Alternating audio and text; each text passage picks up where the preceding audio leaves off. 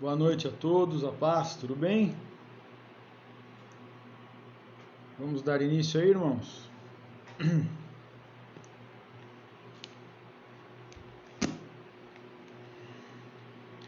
Abra sua Bíblia aí no capítulo 4 de Apocalipse.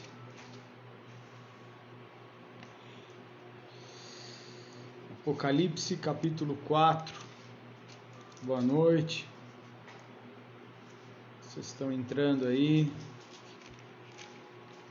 A paz, boa noite a todos, a todas. Abra sua Bíblia aí em Apocalipse, no capítulo 4. Toinha, Ana Maria, boa noite. Vão compartilhando aí. Edneide. Apocalipse, capítulo 4.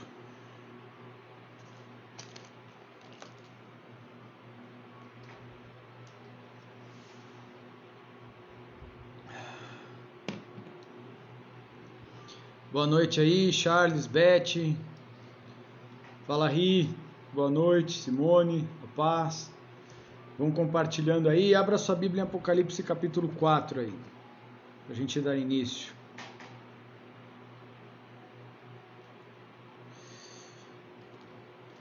Bom, vamos lá, pessoal. Vamos lá que tem bastante coisa para falar hoje.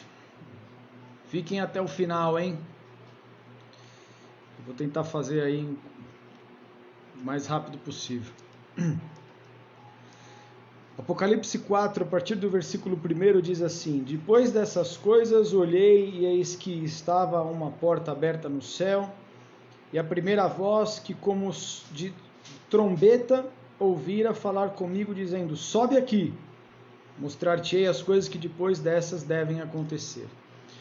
Irmãos, aqui tem a primeira grande mudança, né? Nós falamos a semana passada de uma parte literária, onde Deus fala com as suas igrejas, com as 7 igrejas, e agora começa uma parte chamada de visionária, né? Eu particularmente acredito que esse voz de trombeta, sobe aqui, já é para a igreja, para aqueles que são da igreja subirem, uma visão pessoal minha. E aí eu vou ler hoje do 4 ao capítulo 22, que é o fim. Obviamente, irmão, eu não tenho condição de ler versículo por versículo, eu vou passar a ideia geral do negócio para vocês entenderem, né? Então, a estrutura é uma estrutura cultica, né, de culto. Vão ter muitas simbologias, né? E aí eu quero que vocês prestem atenção nisso. Uma coisa que é importante para a gente dar o entendimento do que a gente vai ver daqui para frente, não é que eles estejam em ordem cronológica, né? O professor na faculdade falou, é uma teoria recapitulativa progressiva. Então, basicamente é o quê? Ele vai repetindo progressivamente. Então, não é uma coisa que vai acontecer, não é uma ordem cronológica, mas ele se divide em 4 partes que eles vão acontecendo e vão se repetindo, mas cada vez um mais próximo do outro, entendeu? Até o grande final. Então, ele escreveu, até copiei aqui, ó. Não está numa sequência cronológica, mas sim de diferentes aspectos dos mesmos eventos. Portanto, a estrutura do livro não é apenas recapitulativa, mas é progressiva, porque à medida que os eventos vão se repetindo, os detalhes dos mesmos eventos se intensificam até a perfeita completude e cada vez, né, chegando no final. Então, nós vamos dividir aqui esse culto em 5 partes. Eu vou mostrar essas 4 partes e depois a parte final, né? Queria que vocês realmente prestassem atenção. Mas em todas essas partes, presta atenção, irmão. Eu quero que você compreenda o quanto você vai ver a parte do inimigo agindo. Nós vamos ver Deus desejando o arrependimento do seu povo em todos os momentos, né? Deus livrando o seu povo em todas as circunstâncias. Então preste atenção nisso, irmão. O quanto Deus ama as pessoas. E eu vou falar uma coisa para você, irmão. Só não vai para o céu quem não quer. E vocês vão ver o tamanho do amor e da graça de Deus, que a gente não tem essa dimensão ainda, né? As pessoas colocam o Apocalipse como uma coisa de medo, mas eu quero que você enxergue o tamanho da graça, do amor e do desejo de Deus que as pessoas se salvam. Então a primeira parte, vou contar a primeira parte da história. A primeira parte da história, ela vai do capítulo 4 até o capítulo 8, né? Do 8 versículo 5. O capítulo 4 e o 5, ele tem algumas visões preparatórias, vou colocar dessa maneira, não vou entrar muito no mérito. E aí sim tem a parte dos selos, os famosos 7 selos, né? A gente vai ver 7 selos, 7 trombetas, 7 taças. Vocês lembram do primeiro culto, né? Sempre a primeira parte nós vamos falar dos 7 selos. Eu quero que você preste atenção, essa parte nós vamos ler rapidamente. Talvez eu não vou conseguir responder todo mundo, irmãos, mas é para você prestar atenção e pegar a ideia por trás disso tudo. Então abra seu livro aí do Apocalipse no capítulo 6. Nós vamos ler do 6.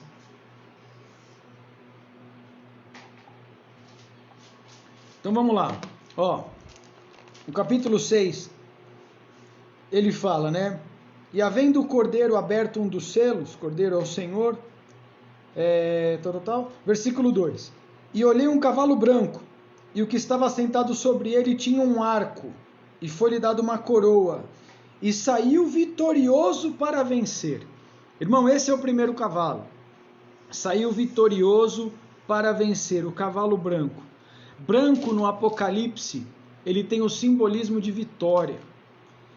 Então aqui o cavalo estava simbolizando essa questão da vitória. Ele tinha um arco e uma flecha, e isso mostra autoridade, né? E quando a gente começa a olhar isso, os verbos usados na língua grega aqui, eles estão, presta atenção, porque isso aqui é a grande chave, as pessoas quando não, se você não olha no grego, você não vai entender isso. O verbo no grego aqui está no subjuntivo, onde ele indica uma possibilidade, algo que pode acontecer. Então é o verbo, ele tem essa questão de pode acontecer. Então esse cavalo branco, ele está saindo com a intenção, com a possibilidade de vencer. Ele tem essa intenção de vencer, mas não significa que ele venceu, entendeu? Ele saiu com a intenção de vencer com arco e flecha. Esse primeiro cavaleiro, ele não representa o Senhor Jesus como muitos falam, porque ele tem a intenção de vencer. É o cavalo branco. É a força que o inimigo tem, e o inimigo ele sai com o quê? Com a intenção de vencer. Certo? Então grava isso. Cavalo branco significa autoridade, a força que o inimigo sai com a intenção de vencer, mas ele não venceu, ele sai com a intenção, né? No meu fala, saiu vitorioso e para vencer, não, ele saiu com a intenção de vencer, mas não significa que ele venceu. O segundo cavalo, que é o cavalo vermelho, que fala aí a partir do versículo 3, no versículo 4 fala: e o segundo cavalo vermelho que estava sentado sobre ele lhe foi dado que tirasse a paz da terra e que se matassem uns aos outros, e foi-lhe dado uma grande espada. O segundo cavalo é vermelho, ele é a continuação, vamos dizer assim, do interior. Ele sai com uma espada, um instrumento do quê? Um instrumento de guerra. Espada na Bíblia sempre está relacionado a questões de guerra, questões de violência. Ela simboliza a guerra em diversas culturas, se a gente for olhar a questão da espada propriamente dito, né? Então aqui tem uma intenção do quê? Escrevi assim, ó, vencer com a força do arco, foi o primeiro, e o segundo ele sai para que com a intenção de realmente matar, espada, guerra, né? Violência. Isso aqui é um sinal profético. Então você vê que o negócio, ele vai com a intenção sempre da destruição. Primeiro selo, com autoridade, com uma certa forma, a violência. Agora, ainda mais com a espada, que simboliza a violência, né? Simboliza a guerra. O terceiro, que é o cavaleiro negro, no versículo 5 e 6, depois você pode olhar lá, e é muito interessante, eu vou ler. Ele fala assim: ouvi o terceiro animal dizendo, vem e vê, e olhei um cavalo preto, e ele estava sentado com uma balança na mão. Sabe aquelas balanças diferentes que tem dos dois lados, assim? E ouvi uma voz no meio dos 4 animais que dizia, uma medida de trigo por dinheiro, e 3 medidas de cevada por dinheiro, e não danifiques o azeite e o vinho. O cavalo negro, ele simboliza a noite, a escuridão. Mas essa questão da balança não é, como muitos interpretam, de questão de julgamento. Porque ele fala de balança num versículo e no segundo ele fala de alimentos, né? De trigo, de cevada. Então, quando a gente vai na feira, não tem aquela balança que fica assim? E o que isso simboliza? Isso simboliza... isso aí remete às coisas da feira, né? Quando os caras vão medindo as porções de compra. Isso simboliza comércio, levando as pessoas a terem fome cada vez maior. Levando as pessoas, trigo e cevada é coisa de gente pobre.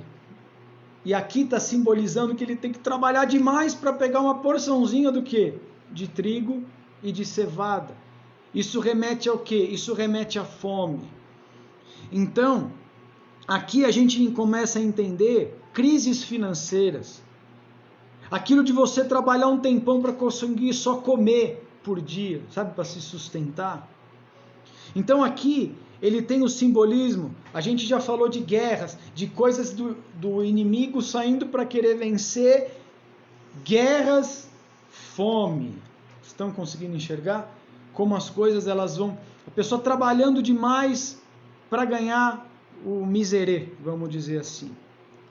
E quanto mais perto de Cristo, essas coisas elas vão se aproximando. Essas guerras, essa intenção do inimigo de ganhar, a fome, você trabalha para ganhar pouco. Por isso que elas são recapitulativas, progressivas, porque elas vão diminuindo o espaço de tempo. Entendeu?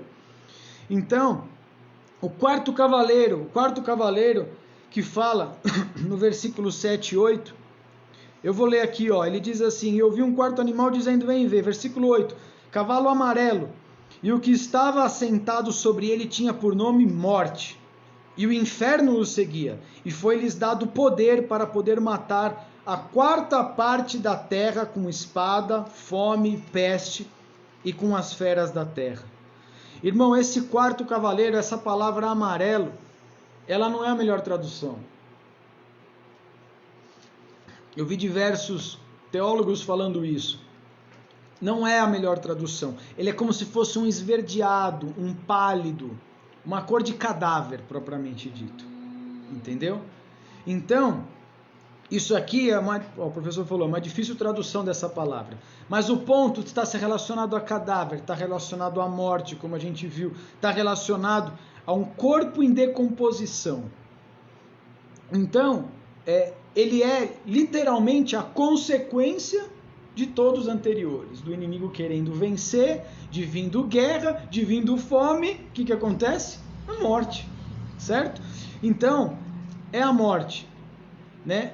E a gente está vendo aqui que ele vai ter realmente um poder, porque 4ª da terra, irmão, se a pessoa tem 8 bilhões, 2 bilhões, certo?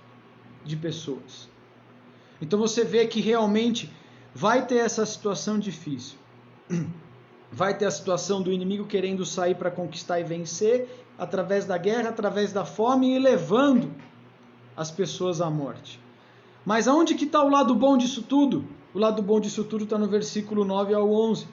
E havendo aberto o 5º selo, vi debaixo do altar as almas dos que foram mortos por causa do amor da palavra de Deus e do testemunho que deram. E clamaram com grande voz, dizendo, até quando, ó verdadeiro e santo, dominador, não julgas e vingas o nosso sangue dos que habitam na terra? E a cada um foi dada uma comprida veste branca, e foi-lhes dado que repousassem ainda por um tempo, até que se completasse o número dos seus conservos e irmãos que haviam de ser mortos como ele.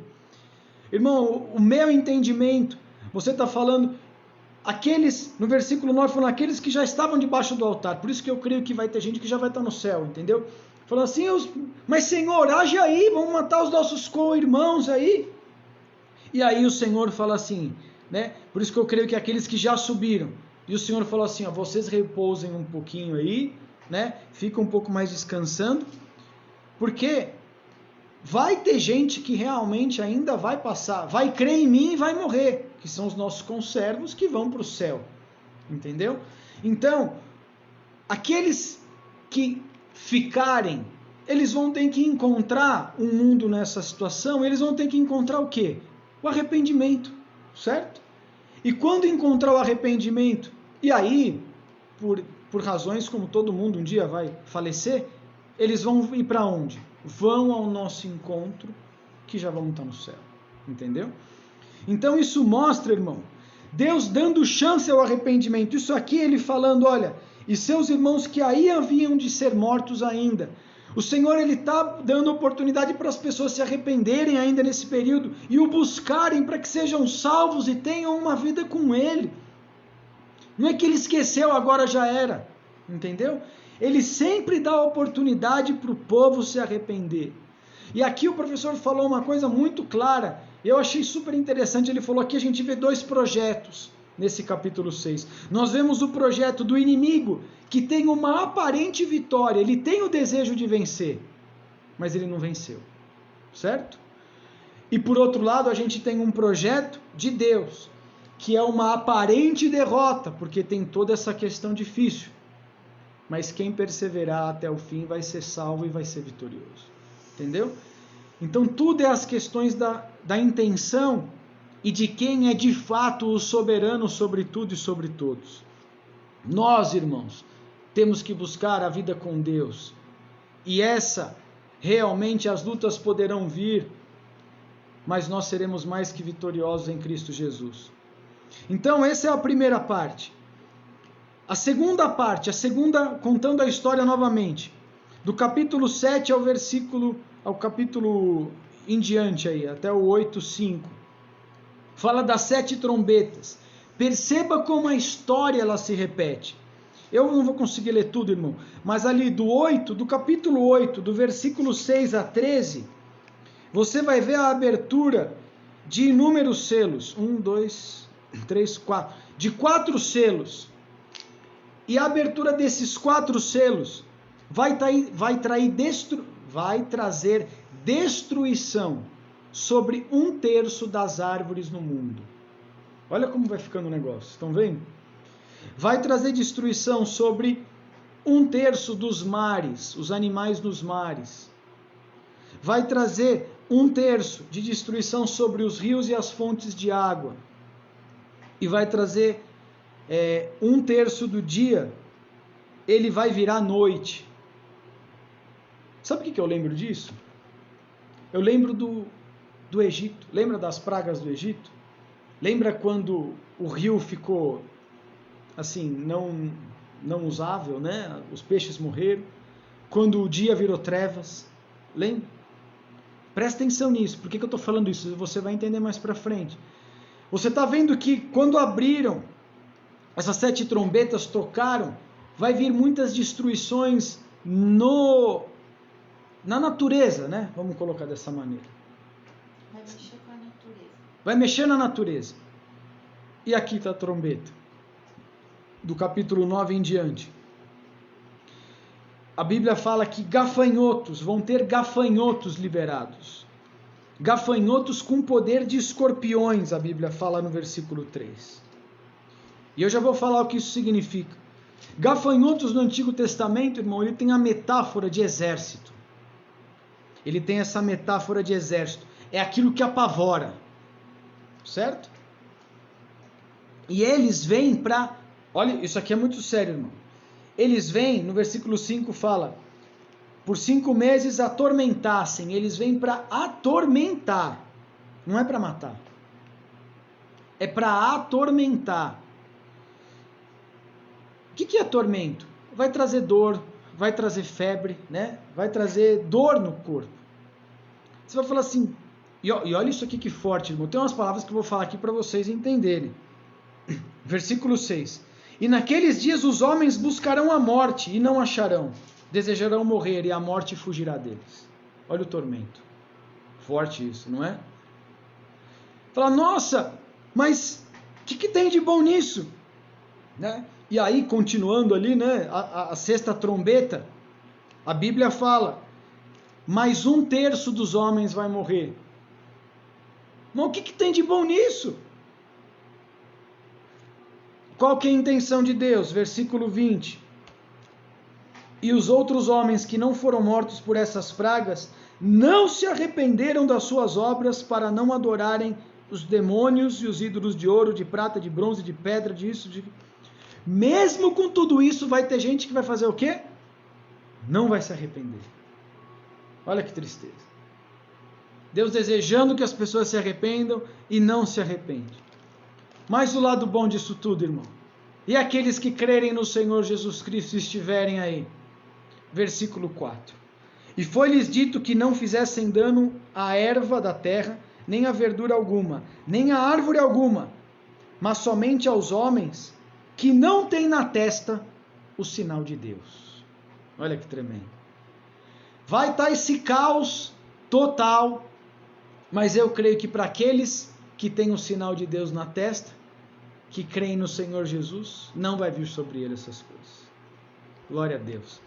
Aonde que a gente vê isso? Vinha a praga lá no Egito.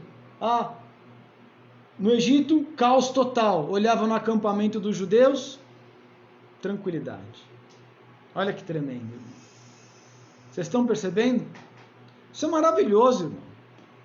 Não é maravilhoso você escutar esses negócios? O quanto Deus quer que o povo se arrependa, o quanto Deus quer que o povo o adore, fala assim, tá doendo, vem para mim, né? Olha a minha diferença. Quem tem o sinal de Deus na testa, esse não, mas o resto pode tocar. Isso é maravilhoso, irmão. Olha quantas chances Deus dá ao povo, irmão. Vocês estão prestando atenção? Quantas chances Deus dá ao povo? Contando pela terceira vez, do capítulo 11 em diante, do capítulo 11, versículo 14, ao capítulo 12, versículo 17, visões preparatórias. E aí nós temos as 7 visões não numeradas ali, né? A partir do capítulo 12, a Bíblia fala, a mulher e o dragão é o meu título aqui. Ele fala dos líderes, né? Misericórdia a Deus, e Deus vai ter misericórdia daquele que realmente o ama. Amém? Como nós podemos ver. Então não é para aquele que o ama, que tiver ainda, né? Eu creio que nem vou estar aqui. Mas aqueles que se converterem, o Senhor vai trazer livramento. Porque é isso que Deus faz com aqueles que o amam. Capítulo 12, do versículo 1 ao 17, fala da mulher, do dragão, do filho da mulher e de Miguel. O dragão e a mulher. O dragão, ele quer evitar, a simbologia que o dragão quer evitar que Jesus ressuscite. E do versículo 7 ao 12 existe um combate nisso daí com o anjo Miguel, que é um anjo de Deus. E do versículo 13 ao 17 eu escrevi assim, a vingança do derrotado, ele quer se vingar contra aqueles que mantêm o testemunho de Cristo. Então o inimigo, aqueles que tiverem aqui, tiverem o testemunho de Cristo, ele quer se vingar contra esses daí. Entendeu? Isso aqui não é nada do final do Deus e o diabo, ainda não é. É o inimigo querendo se vingar contra aqueles que são servos de Deus. Né? No capítulo 13, ele fala da segunda e a terceira besta, a besta da terra e a besta do mar. Por isso que não chama ninguém de besta, irmão, porque... Capítulo 13 ele fala disso, né? A besta do mar. Daniel no capítulo 7 ele fala muito disso, né? Daniel é um livro escatológico também, né? Animais representam o rei do mar, o imperador romano. Vocês lembram que a gente falou disso lá na primeira aula de Apocalipse, 2 semanas atrás. E a besta da terra é o adorador, aquele que é o dono do comércio. A gente falou disso também, do poder demoníaco e derrotado, que vai ser, né, obviamente derrotado. Então aqui a gente vê, irmão, o inimigo agindo para querer influenciar as pessoas que ali viverem. E ali, no capítulo 14, no meu título aqui, no sino de vocês, mas ele fala assim: o cordeiro e os seus remidos no Monte Sião. E aqui ele fala do cordeiro e os 144.000 que simbolizam os santos fiéis. Muitos acreditam que isso é de maneira literal, onde só 144.000 vão ser salvos. É óbvio que não é, né, irmãos? É óbvio que não é. Isso aí eu creio que é uma mistura de 12 vezes 12, que é 144 vezes 1.000. 12 que simboliza 12 tribos de Israel. 12 que simboliza os apóstolos. E 1.000 que simboliza a multidão. Ou seja, é a multidão do povo de Deus, daqueles que creem em Cristo. Isso é o meu entendimento.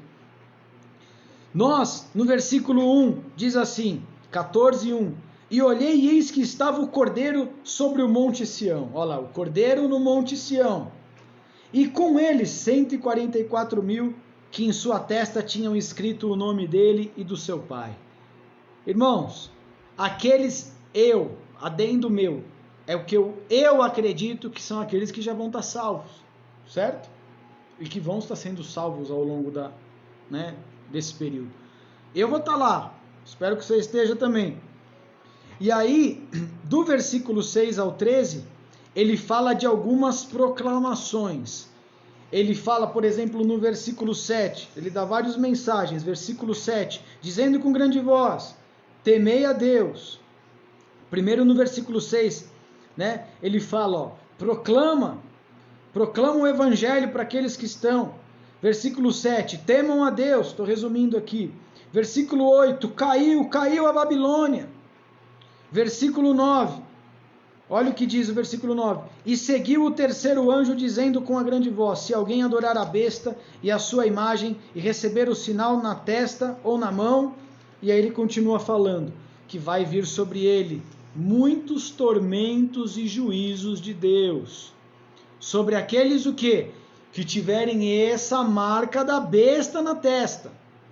Você vê que, você viu que no começo a gente falou, se arrependam, preguem, temam a Deus, né? Você vê que sempre tem essa mensagem, né?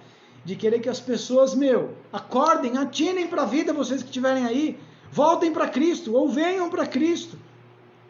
E quem ficar vai realmente receber um tormento, que é o que a Bíblia fala. Você vai falar assim, poxa, mas e aí? E aí, né, irmão?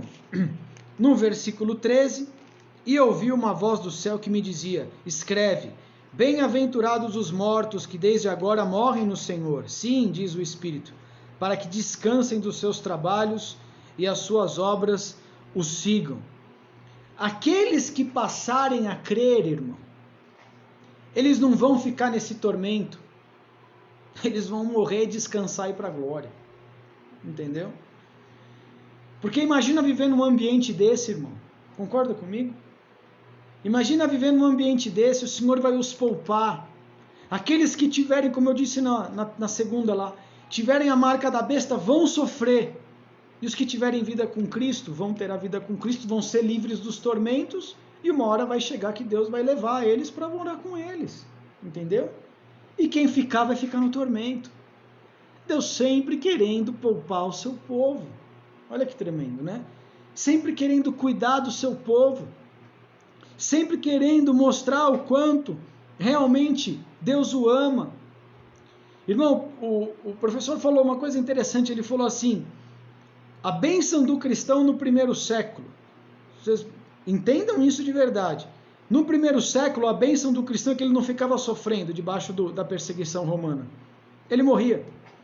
A teologia do martírio do segundo século, morrer por Cristo é melhor do que ficar sofrendo debaixo da violência romana. Então muitos no primeiro século morriam e se livravam debaixo da perseguição do Império Romano daquela época. Entendeu? Deus livra, Deus dá sossego, Deus dá, como a gente disse aqui no versículo 13, eu vou dar descanso para o meu povo. Entendeu? Isso para aqueles que ainda estiverem aí. Vocês estão entendendo, irmãos? O quanto Deus em todos os momentos ele vai, arrependa, tema a Deus, Quem tiver o sinal do inimigo vai sofrer tormento. Quem não, eu vou poupar, vou livrar, vou puxar. Então compartilhem isso, irmão. Para as pessoas entenderem, porque as pessoas acham que Deus vem para julgar e bater em todo mundo. Não, irmão. E Deus não vai fazer isso. Deus permite muitas vezes que o inimigo venha, mas para tocar naqueles que não creem nele ainda, né? Isso é o que precisa ficar muito claro, o amor e a graça de Deus em todos os momentos da história. E aí ele continua falando.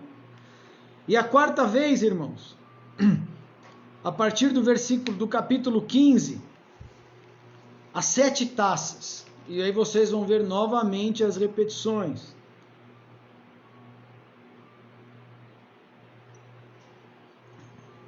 E o que significa? A partir do capítulo 15, a partir as visões preparatórias, e depois a partir do 16, ele fala dos 7 anjos com 7 taças. Essas 7 taças, irmãos, presta atenção nisso aqui.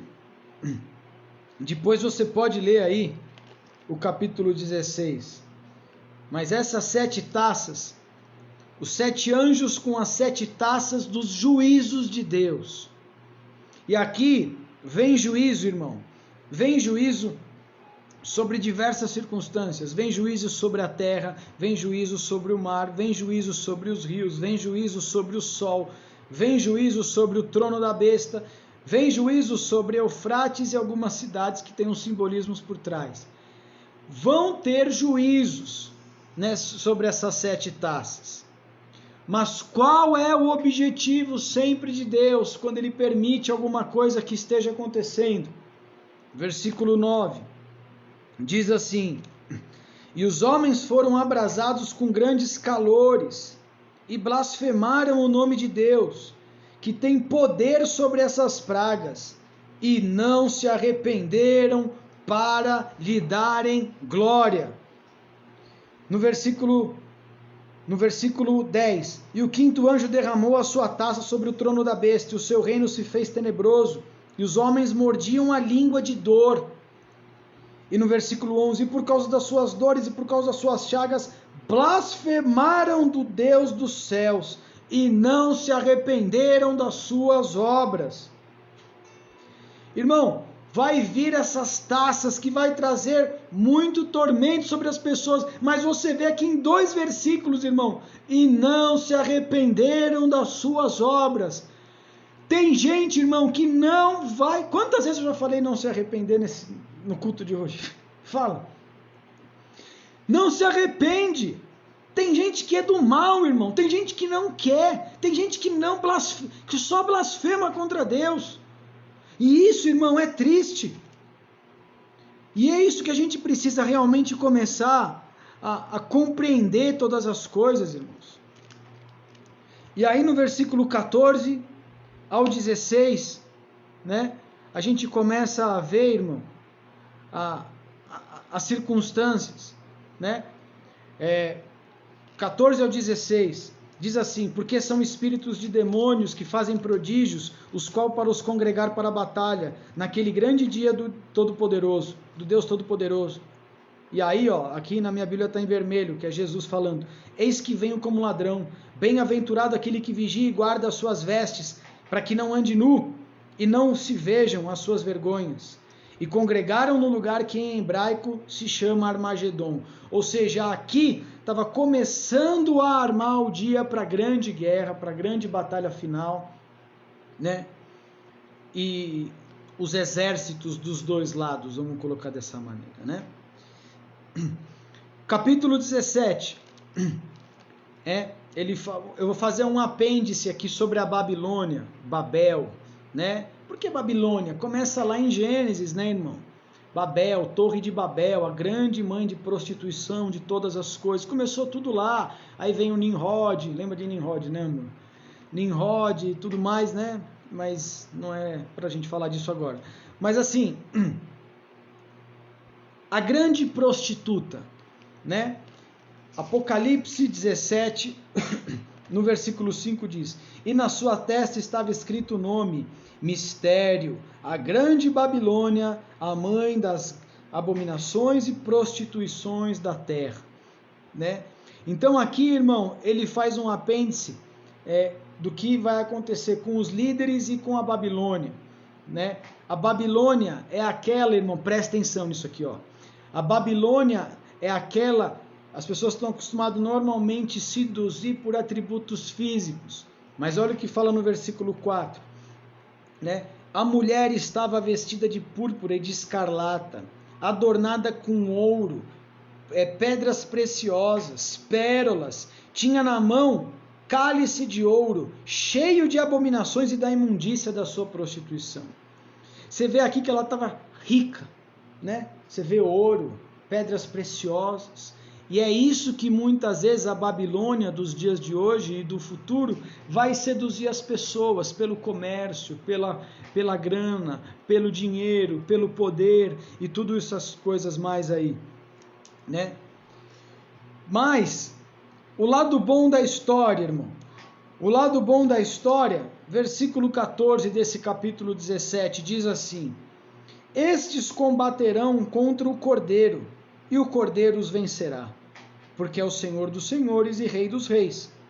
Vencerão os que estão com ele, chamados, eleitos e fiéis.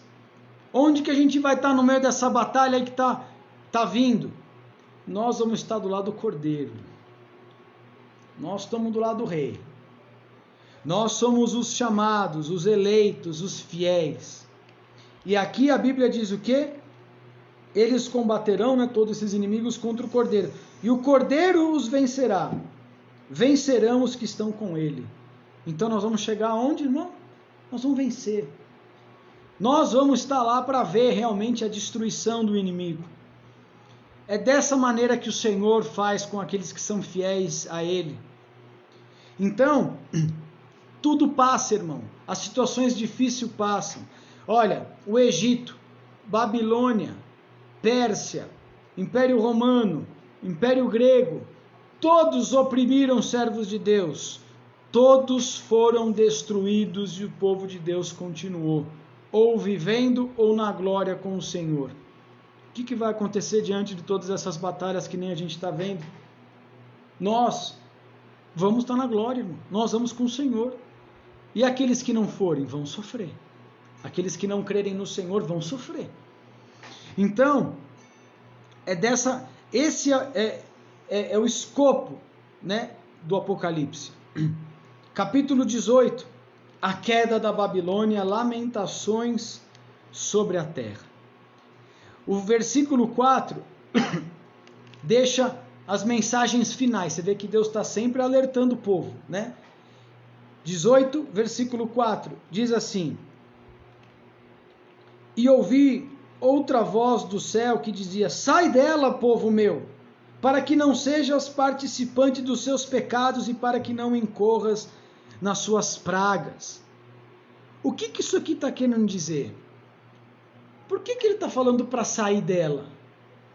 Se a grande prostituta, naquela época, a menção, como eu falei no primeiro culto, era Roma, o Império Romano, mas essa carta ela foi adressada, enviada para quem? Para 7 igrejas da Ásia, né?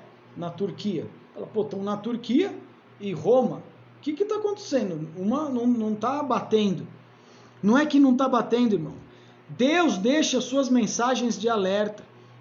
E ele está falando para a igreja: igreja, não se corrompam dentro desse Império Romano, não sejam seduzidos pelo seu poder, pela sua riqueza, por aquilo que ela invoca, por aquilo que ela seduz, por aquilo que ela compra. Não entrem na sedução dela. Então, isso aqui é uma mensagem subliminar para aqueles ainda remanescentes que ainda não tinham acreditado em quem? Em Cristo. Né? É a última bala de Cristo, vamos dizer assim, né? Para querer salvar. Não entre na sedução dela, não caia na rede dela. Perceba que em todo tempo o inimigo está agindo, Deus clamando e falando de arrependimento, para temer a Ele, para buscar a Ele, e agindo com misericórdia com o seu povo, livrando, fazendo diferença, que nem que aconteceu lá na época do Egito. Isso sempre foi, e trazendo esperança para falar, fiquem comigo, que nós vamos vencer tudo isso e todos. Por isso que eu falo, irmão, só vai para o inferno quem quiser, não é verdade? Olha quantas chamadas, olha quanta destruição ainda está por vir, não é? Mas olha quanto chamado ao arrependimento, à graça, a conhecer a Cristo, não é? Ele fazendo diferença na sal da terra ainda, aqueles que estiverem. Irmão, o amor de Deus é uma coisa absurda. E aqui eu acabo, vocês viram que tem 4 ciclos onde aconteceu de tudo isso. E para terminar agora, o grande final. A ceia, a guerra, os 1000 anos, o juízo e a Nova Jerusalém. Vou comentar rapidamente, depois você pode ler aí na tua Bíblia. Do capítulo 19 em diante. Olha o meu título, já fica bonito. Ó. A queda da Babilônia. Alegria e triunfo nos céus.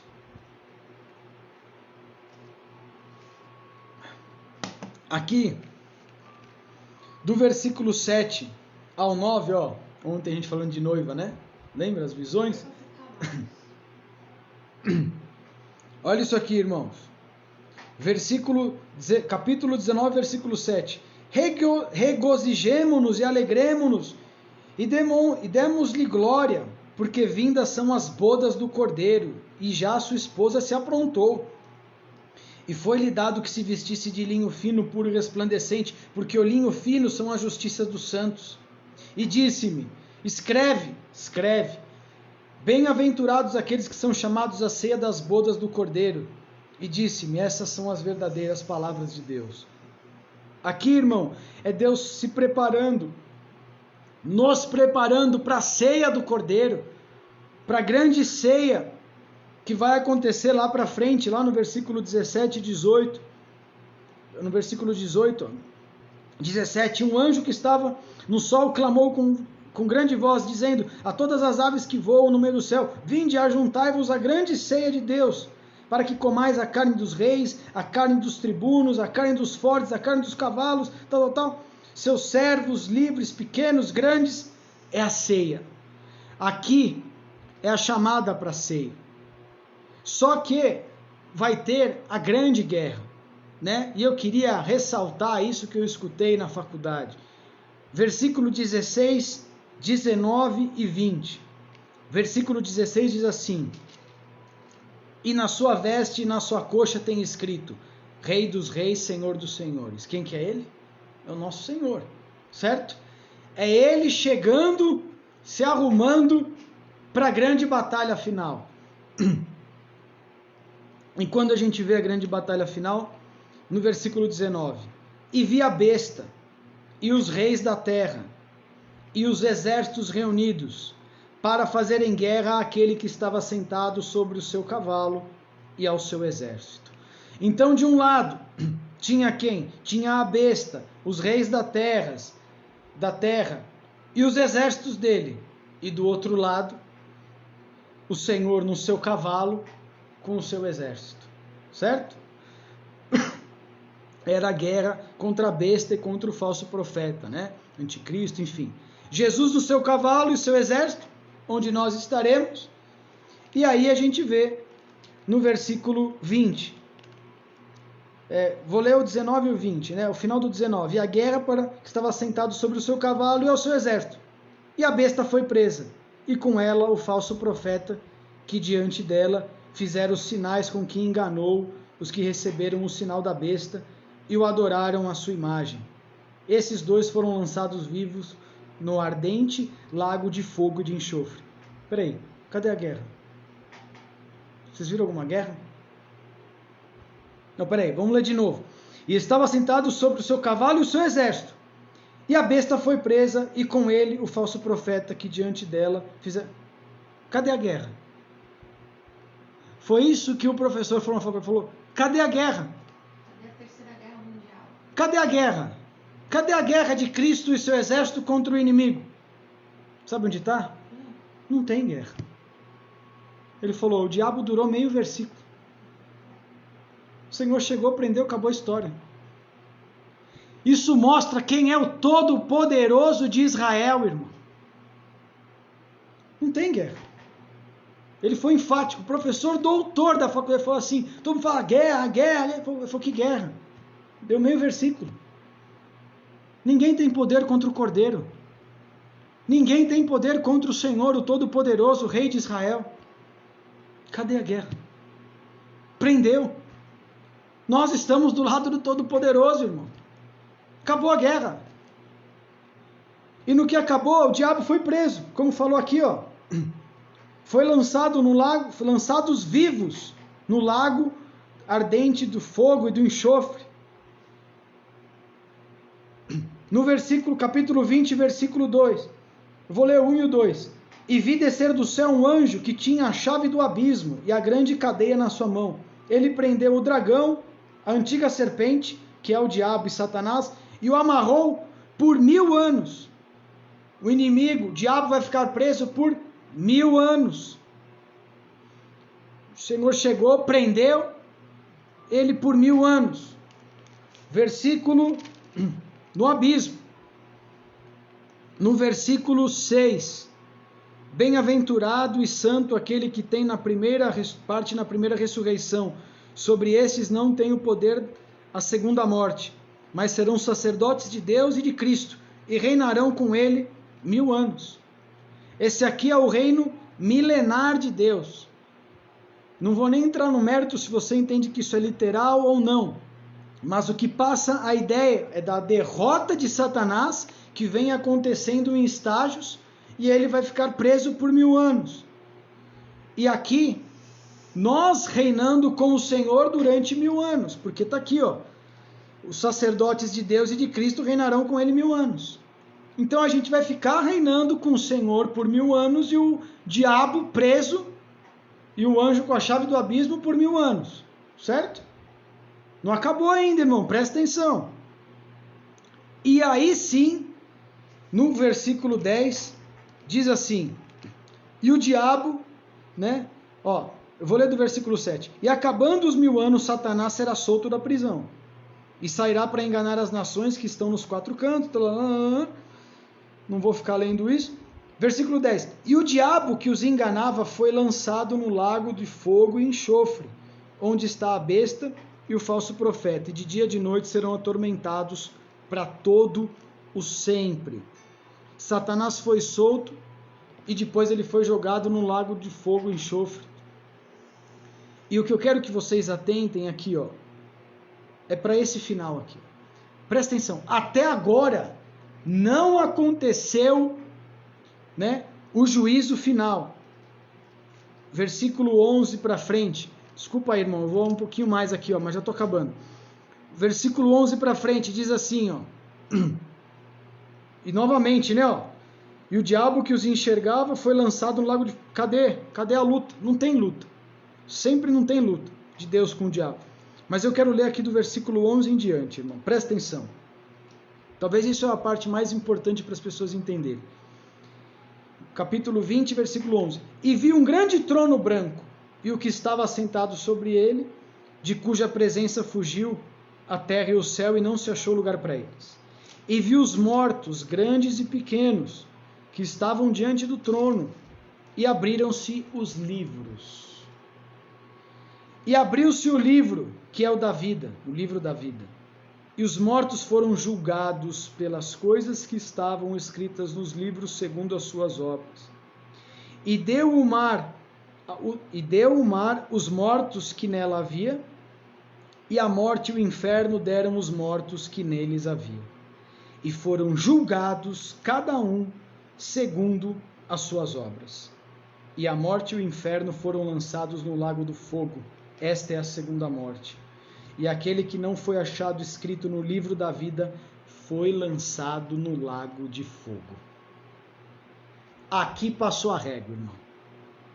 Você viu quantas oportunidades Deus deu para o povo para eles se arrependerem, né? E ele só escrevendo. Aqui é o juízo final, onde Deus falou, agora acabou, certo? Vamos ver quem que vai agora. E aí ele vê e fala, depois de todos esses ciclos, depois desse reino milenar, depois de tudo, a pessoa não quer a Cristo, né? E as pessoas que querem a Cristo, e as que já estão com Cristo. e ele separa. E aí é o grande juízo final. Mas quantas vezes a gente falou de arrependimento, de chance? Quantas?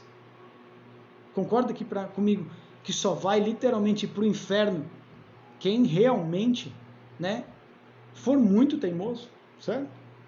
Porque olha o tamanho da graça e da misericórdia de Deus. Então é isso que você tem que entender, irmão. Você tem que aceitar Cristo hoje. Você tem que ter uma vida com Cristo hoje. Porque isso é o que a gente precisa. E essa é uma palavra de alento, de esperança. E agora eu vou terminar com a chave de ouro, né? Que agora, irmão, agora capítulo 21 e 22 é mamão com açúcar, certo? Que agora passou o juízo, certo? Agora quem subiu, subiu, quem desceu, desceu, né? Então, vejam como muda o cenário. Eu vou ler algumas coisas. Mas o capítulo 21, eu vou separar aqui, ó. O capítulo 21 até o versículo 8, segue uma linha de tradição mosaica. E do versículo 9 em diante, uma tradição davídica. Por quê? Porque aqui ele fala de Deus, a primeira parte de Deus acampando com o seu povo no meio. E não tem mais sofrimento. Olha aqui, versículo 2. E eu, João, vi a santa cidade, a nova Jerusalém, de Deus descia do céu, com uma esposa, tal. Versículo 3. E ouvi uma grande voz do céu que dizia: Eis aqui o tabernáculo de Deus com os homens, pois com eles habitará e eles serão o seu povo, e o mesmo Deus estará com eles e será o seu Deus. Tabernáculo nos remete ao que, irmão? Novamente, o povo saindo do Egito, né? Voltando para trás. A tabernáculo é o que? É Deus no meio, Deus no centro e o povo ao redor. É isso que vai acontecer com a gente. Deus cuidando da gente, no meio da gente, nós no meio dele na Nova Jerusalém, né? Deus nos tratando assim como uma mãe trata um filho. Aqui a gente pode ver até passagens, né? Versículo 4, e Deus limpará os olhos de toda lágrima, e não haverá mais morte, nem pranto, nem clamor, nem dor, porque tudo já passou. Imagina Deus pegando você no colo, limpando tuas lágrimas. Olha que lindo, né? Cuidando de você. Mas olha, fica tranquilo, já passou. Não tem mais dor aqui. Certo? Aqui é só a minha presença. É só a graça. E aí ele fala do Senhor e disse mais: está cumprindo, eu sou o alfa, o ômega, o princípio e o fim, tal. Né? E aí ele fala daqueles que são incrédulos, tal, que vão estar lá no inferno. E aí, no versículo 9 em diante, novamente, vem mostrar-me a esposa, a mulher do Cordeiro. E aí ele fala das 12 tribos de Israel, ele fala dos 12 apóstolos do Cordeiro. E aí ele fala como que vai ser a Jerusalém, né? Por exemplo, algumas partes aqui, versículo 19. E os fundamentos do muro, versículo 18. E a fábrica do seu muro era de jaspe, a cidade de ouro puro, semelhante a vidro puro. Os fundamentos, pedra preciosa, esmeralda, e tem tudo quanto é coisa linda, maravilhosa. Ouro puro, versículo 21. A praça da cidade era de ouro puro, tal. E aí o que o professor falou é interessante. Aquilo para que aqueles que vivem debaixo do Império Romano buscam, o ouro, né, a grana, que eles se matavam para ter, na Nova Jerusalém, vou usar a expressão que ele falou, a gente vivendo com Deus no céu, lá é asfalto. Lá é asfalto, irmão. O ouro é asfalto lá. Olha que tremendo, né? As pessoas brigam por tudo isso, né? E vão ficar indo para o inferno. Agora, quem crê no Cordeiro e no Deus Todo-Poderoso, vai viver em rua que é de ouro, e vai ser asfalto. O ouro vai ser asfalto lá. Pedra preciosa. Olha que tremendo, né? Não é bonito? Consegue imaginar isso, irmão? E aí, tem até partes aqui que falam, eu não sei onde que fala, não sei se eu vou achar aqui se eu grifei.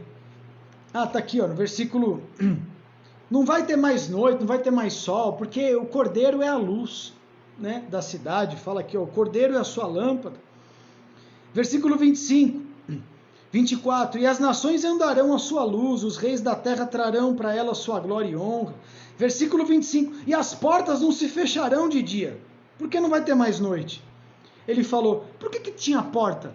Por que nasceu as portas e tudo mais? Ele falou, As portas no primeiro século eram fechadas por causa das guerras e por causa dos animais, para se proteger, né? Os animais não invadirem as guerras, o inimigo chegar. Mas ele falou assim, no contexto de Apocalipse não tem mais essa necessidade, porque não tem mais risco, não tem mais mal, certo? Então não precisa ter porta, entendeu? Você está no céu, irmão, você está na glória, né? Você está na presença de Deus. Aquilo que tinha briga não existe mais, né? E aí fala da esposa do Cordeiro, das 12 tribos de Israel, e tem gente que ainda critica Israel, né? Fala dos 12 apóstolos e tal. E aí no versículo 27, olha que bonito. E não entrará nela coisa alguma que contamine, e cometa abominação, mentira, mas só os que estiverem escritos no livro da vida do Cordeiro. Então, irmão, lá é só para quem aceitou a Cristo, e nós vamos viver na glória, certo? E as observações finais, aí ele continua falando aqui, aí ele fala no versículo 22, capítulo 22, o último capítulo da Bíblia, ele fala no versículo 1 do trono de Deus. No versículo 2 ele fala da árvore da vida. Onde que a gente vê a árvore da vida? No Éden. Capítulo 3, 2, 3 do Éden, a árvore da vida. Olha, vocês estão percebendo? Versículo 3, lá não vai ter mais maldição, não haverá maldição contra ninguém, e nele estará o trono de Deus, o Cordeiro, os seus servos o servirão. Versículo 5, eles reinarão para sempre, para todo sempre. Né? E tal. Aí versículo 7, algumas palavras de Cristo aqui ó, em vermelho. Eis que presto venho, bem-aventurado aquele que guarda as profecias deste livro. O que o Senhor está falando? Guarda essa mensagem, né? Guardem essa mensagem de esperança. Existe dificuldade, mas existe a glória. Aqueles que forem fiéis comigo, né? Olha onde que vocês vão chegar. Olha que mensagem de fortalecimento, de esperança. A mensagem de Apocalipse é uma mensagem de esperança, é uma mensagem de fé, é uma mensagem de fidelidade para nós que somos cristãos em Cristo. Para a gente ver que em Cristo Ele sempre vai nos livrar, nos salvar, e nós vamos ser mais que vencedores com Ele em todas as circunstâncias. E aí aquele versículo que a gente falou aqui ontem orando, ele fala mais para baixo. Aquele que é injusto, fique mais injusto. Aquele que é sujo, se suje mais ainda. Mas aquele que é justo, fique cada vez mais justo. E quem é santo, se santifique mais ainda. E aí ele fala, né? Voz dele. E eis que venho cedo, e o meu galardão está comigo para dar a cada um segundo a sua obra. Eu sou o alfa, o ômega, o princípio e o fim, o princípio e o derradeiro. E ele continua falando e tal. Então, irmão, o que significa tudo isso para fechar? Qual é a mensagem de Apocalipse? A mensagem de Apocalipse é para a gente olhar para as coisas do passado e a gente encontrar esperança através da nossa fé, porque passou de tantos impérios operando sobre o povo de Deus. Passou, mas vai passar. Então é para a gente ficar firme quando a gente olha para o passado. Quando a gente olha para o futuro e encontra esperança, a gente tem que se mover e falar assim, poxa, mas vai ter coisa boa, né? Eu vou ficar firme, porque vai ser melhor. O professor da faculdade, ele fez até uma analogia, como se eu estou aqui e tem uma grande poça de barro na minha frente e tem uma coisa linda, maravilhosa lá na frente. Aí você fica e fala assim, olha quanto barro, quanta coisa feia, eu não vou passar, vou abrir mão, ou vou falar assim, olha quanta coisa bonita lá na frente, né? Eu vou perseverar, eu vou passar aqui nesse barro, aqui, nessa situação difícil, de dificuldade, mas depois desse barro, né? Olha que coisa linda, maravilhosa que eu vou ter, né? E é isso o Apocalipse, mostrando que vai ter situações de dificuldade, mas a coisa lá na frente, irmão, ela vai melhorar infinitamente mais, maravilhosamente. E é isso que a gente tem que entender. Isso nos remete à fé e esperança em Cristo para caminhar no presente. Qual é a mensagem de Cristo para nós hoje? Tenha fé e esperança porque vai melhorar demais. Porque o Senhor ele vai te zelar, Ele vai cuidar de você que crê nele. Continue firme, siga isso.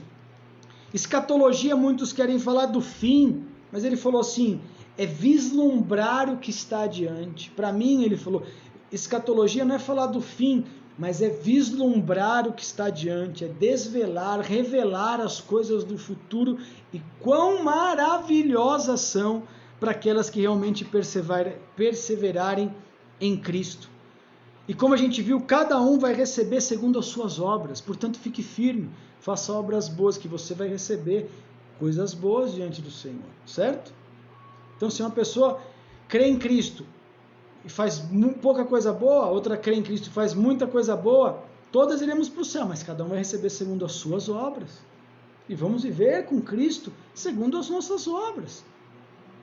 E para finalizar, irmãos, como a Iracema colocou aqui, Maranata, ora vem Senhor Jesus, né? Que é o que fala aqui no versículo 20, os últimos 2 versículos da Bíblia. Agora que testifica essas coisas diz, aquele que testifica essas coisas diz, que é Cristo em vermelho, certamente eu cedo venho.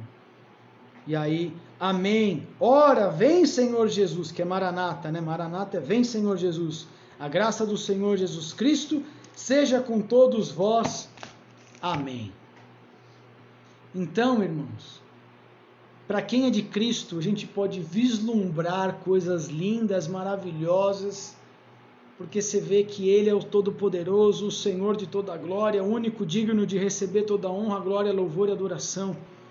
Então passe essa mensagem de esperança, que elas vejam esse grande final, para que tenham uma vida cada vez melhor e abençoada diante do Senhor. Amém? Não é maravilhoso? Isso não mostra o tamanho do amor de Deus? Quanta oportunidade Ele dá para o povo? Fala sério. Onde a gente vê o tamanho desse amor? A gente não enxerga, irmão. É só nele mesmo. Amém? Feche seus olhos. E você que está escutando esse áudio pela primeira vez, e você quer aceitar a Cristo, fala assim, eu quero então, eu creio, eu tenho esperança, eu tenho fé, eu quero Cristo. Repete assim comigo, fala, Senhor Jesus, eu quero te receber hoje, como meu Senhor, como meu Salvador. Escreve meu nome nesse livro aí, nesse livro da vida, e que teu Espírito Santo me encha da tua presença. Que eu possa ter uma vida contigo, apesar desses momentos difíceis, porque o que está por vir é infinitamente melhor. E eu quero viver nessa nova Jerusalém, nessas ruas de ouro, na tua presença, para o resto da minha vida. Eu te entrego a minha vida, em nome de Cristo Jesus. Amém. Senhor, em nome de Jesus Cristo, Senhor, eu coloco essa pessoa diante de Ti, que a Tua presença invada a vida dela, que ela possa entrar em contato comigo ou procurar uma igreja mais próxima, para que possa ser assessorada e Te explicar outras coisas importantes. E que o Senhor escreva o nome dela no Teu livro, Senhor, para que ela possa partilhar como um irmão, como uma irmã, daquilo que vai vir, de coisas tão maravilhosas que vão vir para aqueles que Te perseverarem em Ti, Senhor. Eu entrego ela nas Tuas mãos e Te louvo, Senhor. Em nome de Jesus Cristo. Amém. Amém, irmãos? Você que escreveu isso, me procure no particular, me chame na mensagem para a gente conversar, ou procure uma igreja mais próxima, amém? Vamos terminar aqui, levante as suas mãos para os céus, que o amor do Pai, a graça do Filho, a unção e o poder do Espírito Santo da promessa esteja sobre a sua vida, a sua casa e a sua família. Vá para uma semana maravilhosa na presença do Senhor teu Deus, em nome do Pai, do Filho e do Espírito Santo de Deus, amém. Amém, irmão? Fique firme no Senhor, compartilhe esse vídeo, leve essa mensagem de esperança, porque o Senhor, aquele que ficar firme, o justo viverá pela fé. Nós vamos ver coisas infinitamente melhores. Então mostre isso para as pessoas, porque é isso que as pessoas precisam saber. Amém? Um abraço, um beijo para todos aí. Jejum amanhã, todos, jejum nacional. Amém? Um abraço aí, Charles, Beth, Denise, Edneide, Iracema. Vão compartilhando esse vídeo o máximo que vocês conseguirem. Que Deus abençoe a todos aí. Um grande abraço, shalom de Cristo a todos aí. Deus abençoe.